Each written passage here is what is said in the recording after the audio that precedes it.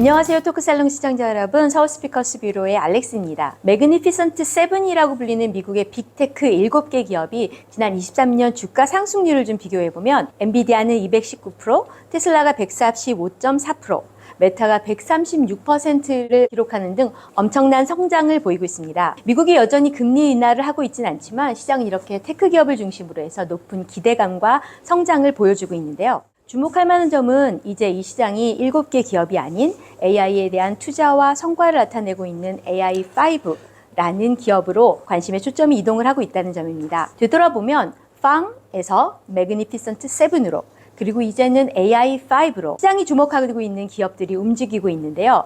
그렇습니다. 이런 기업들이 주식시장에서 이렇게 크게 주목을 받고 있는 건 이 기업들의 기술이 우리 삶에 큰 영향을 미치고 있기 때문이 아닐까요? 오늘은 지난 영상에 이어서 CES에서 AI5U를 준비하고 있는 기업을 만나고 온 이야기를 나눠보도록 하겠습니다. 네, 오늘은 이즈PMP E&E 사업부의 안은정 팀장을 모시고 이야기를 나눠보도록 하겠습니다.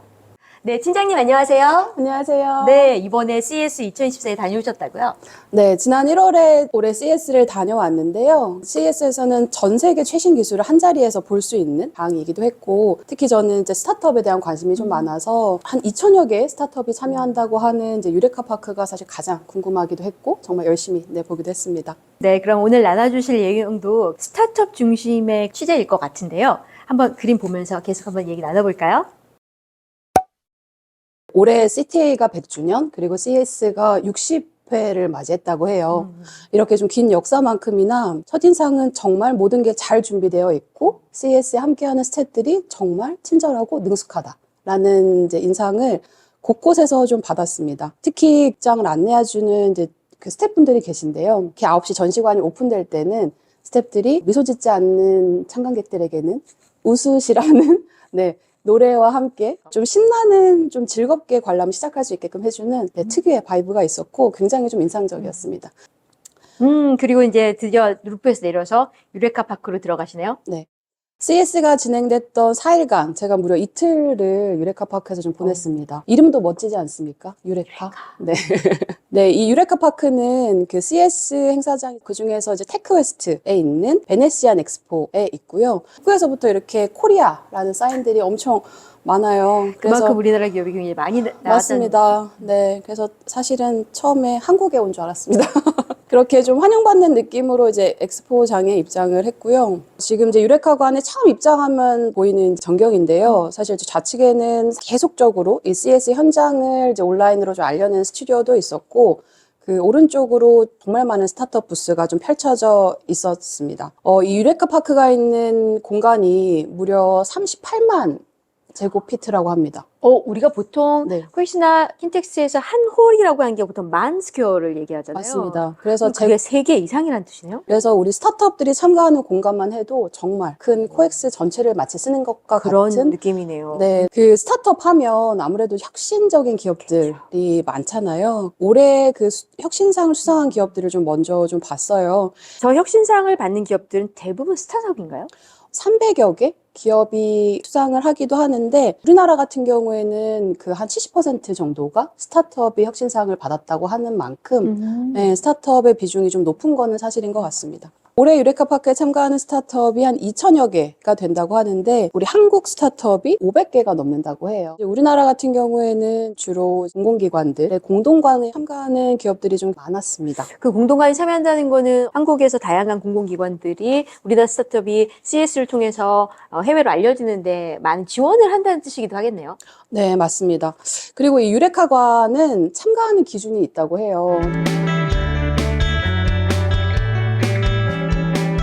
먼저 그 K-스타트업 통합관인데요. 중기부, 창진원뿐만이 아니라 26개 공공기관들과 뭐 지자체, 대학 이렇게 많은 기관들과 협업해서 우리 K-스타트업이라는 브랜드를 좀 알릴 수 있는 공간으로 운영을 했고요.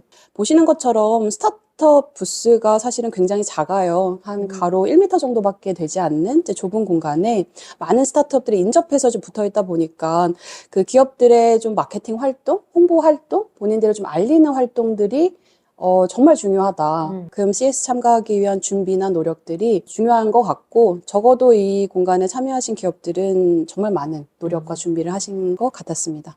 정말 많이 화제가 됐었죠. 마이크로소프트의 사티아 나델라 대표가 방문을 해서 우리 스타트업 두 곳과 만났고요. 우리 그 스타트업들이 직접 나델라 대표 앞에서 그 기술력을 시연하는 자리가 좀 있었다고 해요. 다음은 그 한국컨텐츠진흥원 공동관이었습니다. 한국컨텐츠진흥원에서는 우리 K컨텐츠, 네, 거기에 또 컨텐츠의 융합기술이 결합된 맞아요. 스타트업들과 함께 동반 참가를 했고, 역시나 이 컨텐츠진흥원 공동관에서도 혁신상을 수상한 기업이 굉장히 많았다고 해요. 그 중에서 좀 저의 눈길을 가장 끌었던 기업은 이 인디제이라고 하는 기업인데요. 기업 담당자분들이 핑크색, 네, 후디를 그 뒤에 이제 QR코드가 있어서 좀 적극적으로 마케팅을 해보겠다라는 좀 의지가 보여지기도 하는데, 현장에서는 이제 운전을 해볼 수 있는 시뮬레이션으로 체험을 좀 할 수 있었는데, 이 인디제이라고 하는 스타트업은 운전자의 운전 패턴, 행동 등을 실시간으로 분석을 해서 이 운전자에게 눈치껏 솔루션을 제공해 준다고 합니다. 그래서 AI 솔루션 이름도 눈치 AI라고 해요.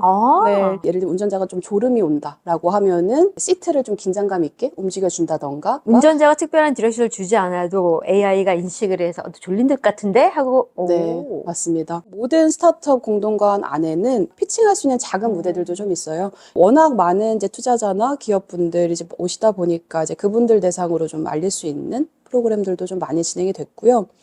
그 인근에 있는 서울관, 네, 서울관도 사실은 올해 역대 최대 규모로 참가했다라는 것처럼 정말 이제 많은 기업들이 참가를 했고, 역시 좀 AI가 화두긴 했었고, 제가 하고 있는 이 마이스에도 좀 접목해 볼 수 있을 만한 기술을 좀 만났습니다. 그 TJ랩스라고 실내 측의 기술을 좀 보유한 기업이었습니다. 실제로 이제 전시 컨벤션 센터 안에 방문한 방문객들의 동선이나 패턴들을 좀 분석을 해서 주최자가 활용할 수 있게끔 하는 이제 그런 기술력을 보유하고 있어서, 그리고 또 재밌는 기업을 봤는데요. 허드슨 AI라고 합니다. AI 더빙으로 콘텐츠를 제작할 수 있는 네, 기술력을 좀 보유하고 있다고 합니다.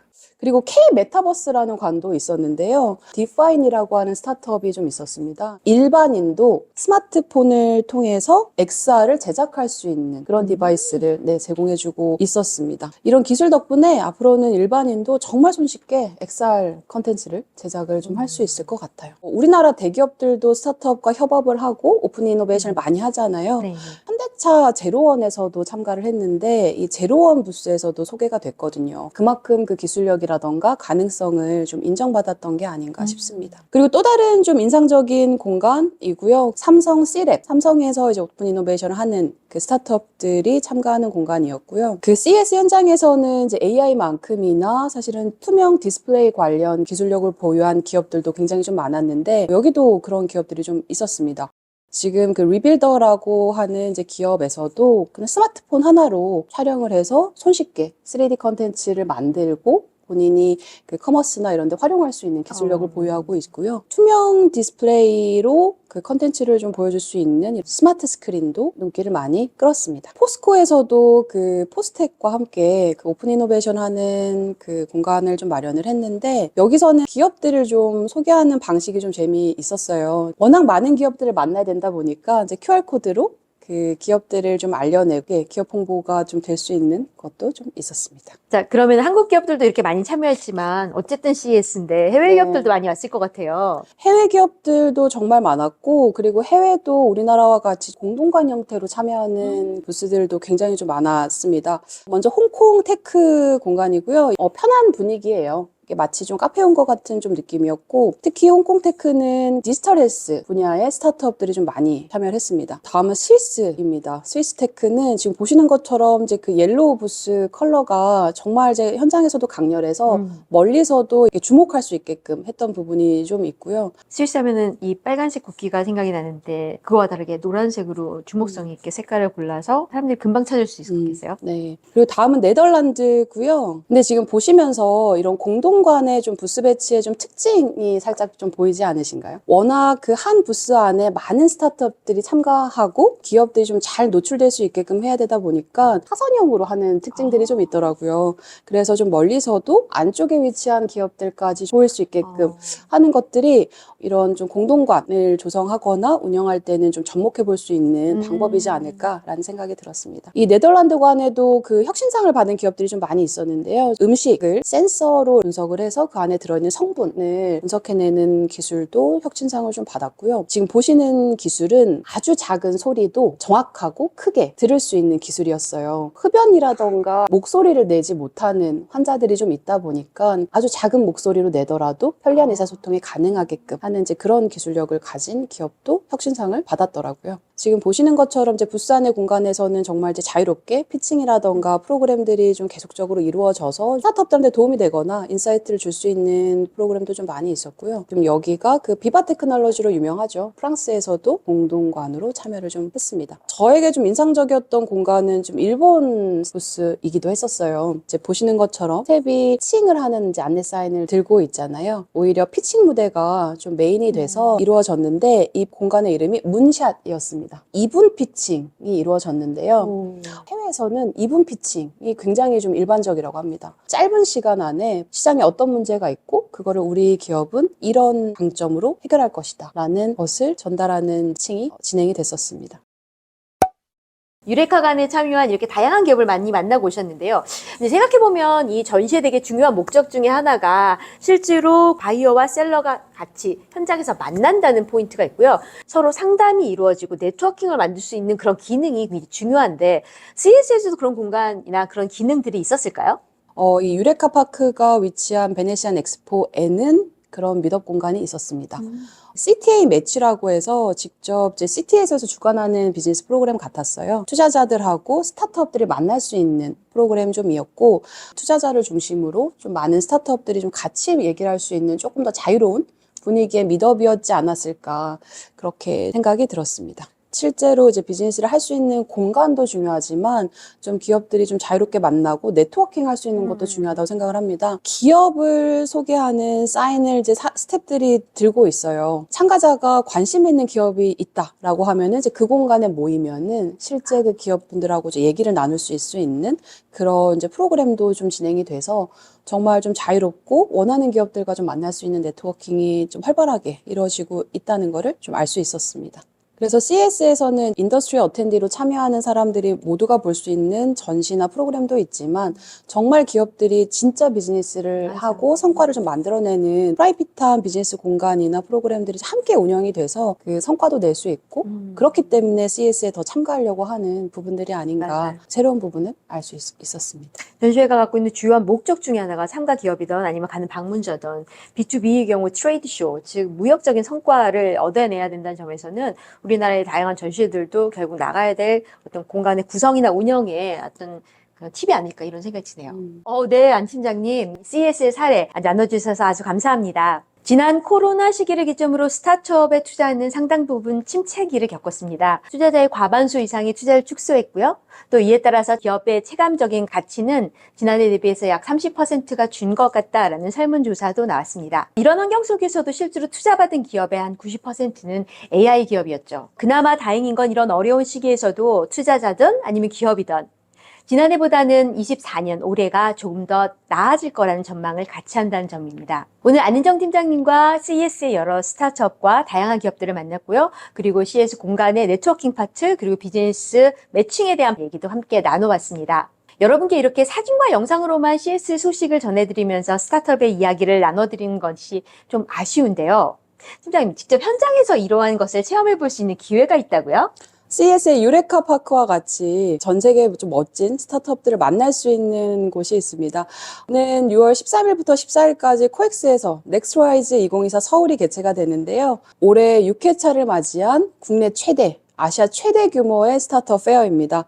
올해는 400개 이상의 스타트업을 만날 수가 있고요. 150개 이상의 대중견 기업과 VC와의 우리 스타트업들이 미드업을 할 수 있는 기회도 주어지다 보니까 CES의 유레카 파크 못지않은 그런 멋진 스타트업들을 만날 수 있는 곳으로 꼭 방문해 주시기 바랍니다.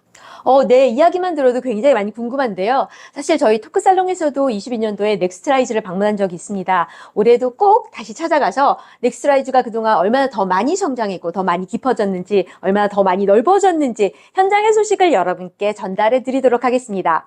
그럼 오늘 이야기는 여기서 마치겠고요. 서울 스피커스 뷰로는 앞으로도 변화에 집중하며 세상에 보다 많은 이야기들을 전달해 드리도록 하겠습니다.